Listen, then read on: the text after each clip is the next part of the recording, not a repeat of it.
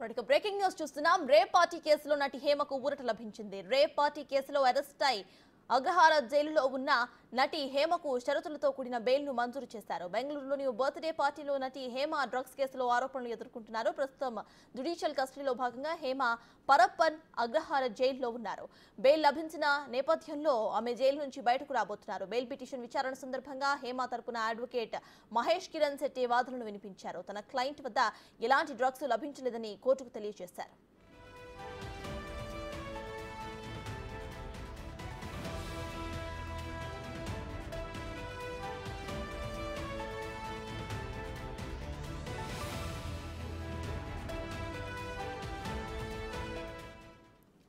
Rape party కేసులో నటి హేమకు ఊరట లభించింది. రేప్ పార్టీ కేసులో అరెస్ట్ అయి పరప్పన్ అగ్రహార జైల్లో ఉన్న నటి హేమకు షరతులతో కూడిన బెయిల్ మంజూరైంది.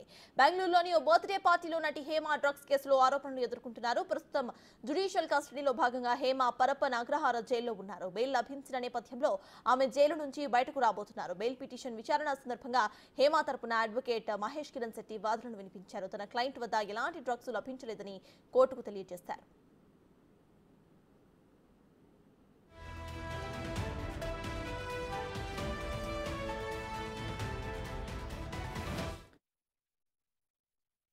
రాణా అందిస్తారు. రాణా చెప్పండి, రేప్ పార్టీలో అరెస్ట్ అయిన హేమకు బెయిల్ మంజూరైనట్టు తెలుస్తోంది. సో ప్రెసెంట్ అప్డేట్స్ ఏంటి? తీవ్ర ఆరోపణలు ఎదుర్కొంటున్న ప్రముఖ నటి హేమకు భారీ ఊరటే లభించిందని చెప్పొచ్చు. ఎందుకంటే ఆమె జ్యుడిషియల్ కస్టడీలో ఉన్నటువంటి నేపథ్యంలో నిన్న బెయిల్ మంజూరైంది. కొన్ని షరతులు అయితే ఆమెకు పెట్టడం నేపథ్యం కనబడుతుంది. ఇక్కడ కూడా పిలిచినప్పుడు వెంటనే అధికారులకు అందుబాటులో ఉండాలి, ఫోన్ కూడా అందుబాటులో ఉండాలి, దేశం విడిచిపోవద్దంటూ కూడా ఆమెకు షరతుల్లో క్లియర్ గా చెప్పి మరి బెయిల్ ఇచ్చినట్టుగా మనకు తెలుస్తుంది. దాంతోపాటు పోలీసులు గత కొన్ని రోజులుగా కూడా ఆమెను అరెస్ట్ చేసిన తర్వాత జైలుకి పంపించిన తర్వాత ఆమెకు సంబంధించిన ఎవిడెన్స్ అనేది కొన్ని ప్రాథమికంగా కొన్ని సబ్మిట్ చేయలేదనేసి కూడా హేమకు సంబంధించిన లాయర్ కొన్ని అంశాలను లేవనెత్తారు. ముఖ్యంగా ఈ డ్రగ్స్ తీసుకున్నట్టుగా వారు చెప్తున్నారు. అయితే టెస్టులకు సంబంధించిన విషయంలో ఎటువంటి ఆధారాలు లభించలేదనేసి కూడా ఆయన కోర్టుకు తెలపడం జరిగింది. అయితే దీనికి సంబంధించిన పోలీసులకు సంబంధించిన వర్షంలో కూడా న్యాయవాది అనేక రకాలుగా కూడా ఆయన వాదించడం జరిగింది. ఎందుకు ఇప్పుడున్న పరిస్థితుల్లో కేసు చాలా కీలక దశకు ఉంది. ఆ రోజు రేవ్ పార్టీ జరిగింది, హేమ అందులో పాల్గొంది, పైగా డ్రగ్స్ కూడా చాలా ఎక్కువ మొత్తంలోనే తీసుకుంది. ఈ కేసు తప్పుదోవ పట్టించే విధంగా కూడా ఆమె వ్యవహరించిందంటే కూడా కొన్ని అంశాలను ప్రస్తావించారు. అయితే నోటీసులు ఇచ్చినప్పుడు 2 సార్లు కూడా ఆమె స్పందించింది.